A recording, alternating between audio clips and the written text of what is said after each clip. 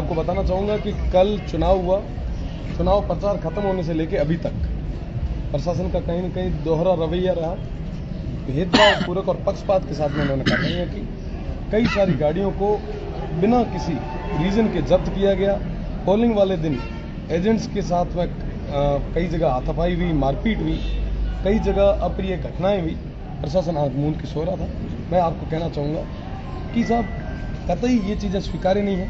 मैंने जैसे ही चुनाव शुरू होने हो थे उस समय लगभग 420 बूथों की लिस्ट दी थी कि ये सेंसिटिव है, पर उन बूथों पे किसी तरीके की कोई कार्रवाई नहीं की गई और अलग अलग जगह पे अलग अलग लोगों के साथ में इस थार का सौहार्द बिगाड़ने का प्रयास किया गया।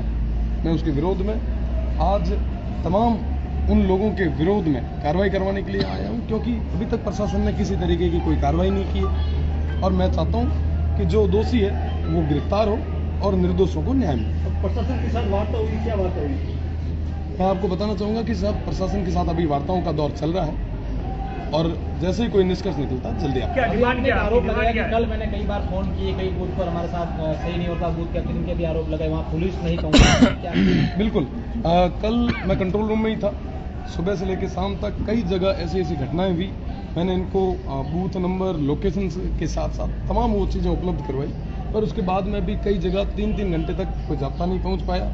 कई सारी अप्रिय घटनाएं हुई।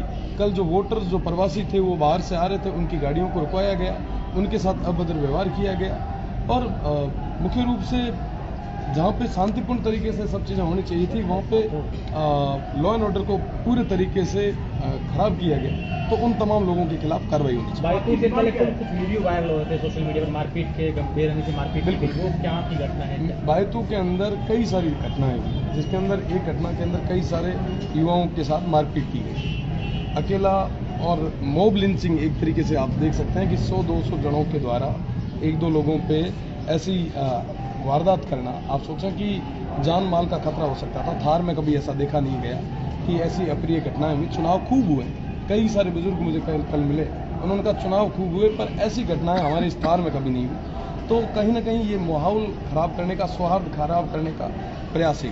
आपकी पुलिस अधीक्षक की वार्ता हुई, क्या आप संतुष्ट नहीं हुए उनकी कार्रवाई से, तभी आपको बाड़मेर से यहाँ पर आना पड़ा? मैं कहना चाहूँगा कि बालोतरा के अंदर बायतू विधानसभा आती है। बालोतरा जिले में मेरे 3 जिले हैं, बाड़मेर, जैसलमेर और बालोतरा। बायतू कॉन्स्टिट्यूंसी के अंदर सबसे ज़्यादा संवेदनशील बूथ थी। प्रशासन ने क्या किया? प्रशासन ने ये किया साहब कि बायतू की जिन बूथों की मैंने लिस्टें दी थी उन्होंने फोर्स यहाँ पे नहीं लगा कि जैसलमेर और सिव में फोर्स लगाई और वहाँ पे पोलिंग कम करवाने का प्रयास किया। सबसे ज़्यादा ज़रूरत यहाँ पे थी और यहाँ पे फोर्स नहीं थी, तो ये तमाम चीज़ें हुई, ये तमाम घटनाएं घटी। आपको कहना चाहूँगा कि कल 100 से ज़्यादा बूथों पे फर्जी पोलिंग हुई, बूथ कैप्चर के प्रयास हुए, हर तरीके के वो साजिश और षड्यंत्र हुए जो कहीं ना कहीं एक कम्युनिटी के अंदर, एक सोसाइटी के अंदर नहीं होने चाहिए। जी, अभी क्या स्टैंड है इनसे पार्टी आगे? अब तक आपके लोगों को गिरफ्तार कर दिया गया है, जिसके लिए आप डिमांड और प्रशासन से बातचीत कर रहे हैं? बिल्कुल, अभी 100 से ज़्यादा लोगों को डिटेन किया गया है, लगभग 400 से ज़्यादा गाड़ियों को सीज करके रखा गया है। कई सारे FIR हमने दे दी है पर अभी तक दर्ज नहीं की गई है। मैं तमाम उन चीज़ों को लेके आया हूँ और मुझे लगता है कि आने वाले समय में ये काम होंगे, अगर नहीं होंगे तो ये धरना जारी रहेगा। कौन कर रहा है रविंद्र, कौन कर रहा है? पूरी तरीके से चुनाव को प्रभावित किया गया है। आपको बताना चाहूँगा कि हर संभव इन्होंने प्रयास किया कि कैसे भी करके ये चुनाव जो है अलग डायरेक्शन में चला जाए। लोगों ने इस चुनाव को विकास और मुद्दों से हटा के जातिवाद पे ये चुनाव ले आए, क्योंकि उनको पता था कि रविंद्र जीत जाएगा। हार की बौखलाहट कहीं न कहीं ज़्यादा थी, पर मुझे थार की जनता पे, बाड़मेर, जैसलमेर और बालोतरा की जनता पे विश्वास है कि उन्होंने इस चुनाव को सौहार्द के साथ में आगे बढ़ाया और उन्होंने विश्वास जताया। रविंद्र, कौन कर रहा है दबाव?